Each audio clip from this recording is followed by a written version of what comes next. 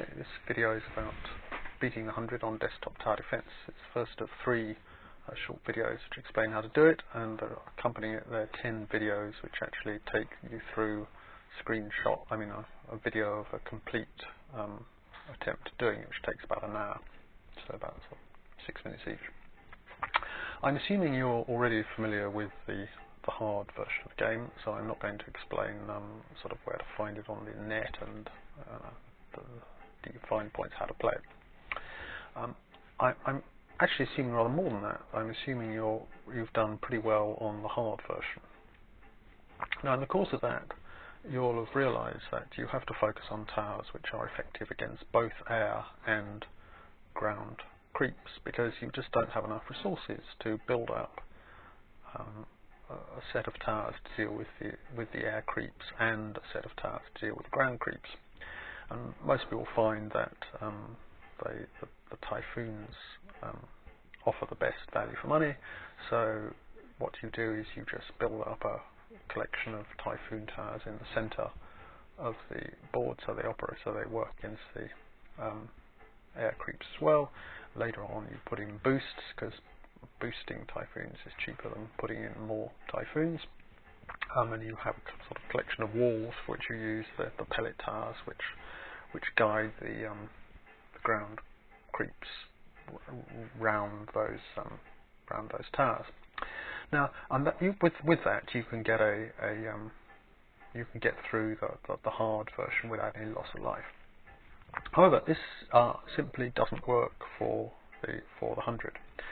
You'll find you get overrun somewhere in the between level 70 and level 80, and you need a new technique. Now, what you have to do is to juggle, and the juggling is about bringing your ground creeps past the collection of towers many times, and you do that. I better explain briefly how you do that. You set up 2 paths, typically between the top left and the bottom right. You block off one of them, so all the creeps go down one of the paths, and then just before they get to the bottom right, you open up the other path, block off the first one, so they then retrace their steps up the first path to the top left, and then down the second path to the bottom right. And again, just before they get there, you unblock the first path, block out the second one, and they retrace their steps up to the top left and down to the bottom right, and so on. And you can make that happen dozens of times if necessary. So the great advantage of that, it allows you to kill off the ground creeps with a much smaller investment in towers. In fact, the tower to use for this purpose is the Quake tower, and the reason for that is that unlike, all the other towers have fire a fixed number of kind of bullets per second.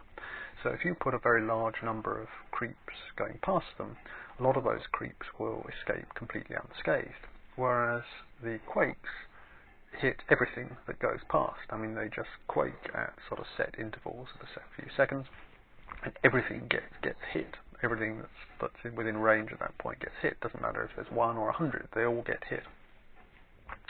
And one fully boosted Quake tower, which costs under 2,000, is all you need, whereas the investment you need to deal with the ground creeps without juggling will be far higher. And that then allows you to put substantially more investment in storm towers to deal with the air creeps. Now, this works a lot better, but you'll find it should get you through the 70s, but you'll find you still get overrun by the air creeps on level 84. So you need some additional idea. So the only way, you can't make creeps go past, can't make air creeps go past towers more than once, but what you can do is slow them down, and there are 2 towers that do that. One is the frost, and the other is the snap. Now, you need to run some tests, and the way to run tests is to use the fun 10k gold version, because that allows you to very quickly get to the end, to the later stages. Whereas if it would be taking you an hour to run each test if you were using the ordinary version. What you find is that it takes an air creep about 6 to 8 seconds to go over your group of towers which you put in the center of the board. And if you hit them with frost first, you'll add about 3 seconds to that. So the snag is that it doesn't matter whether you hit them with one blizzard tower or 20 blizzard towers. You still only slow them down by 3 seconds. So that's increasing by about 50% the damage they're going to take from those towers, but that's all. And so that's helpful and may indeed get you through, possibly get you through 84, but it's not enough. It's certainly not enough to get you through 91 and 98. So you have to use the DesktopTower or the fully upgraded version of Spike.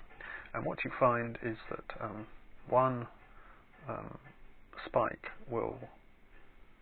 can get you through level 84 without loss. 2 of them can get you through 91 without loss, and 3 are certainly enough to avoid you being wiped out on level 98. So that is the basic approach, and the next video is going to deal with a few of the finer points.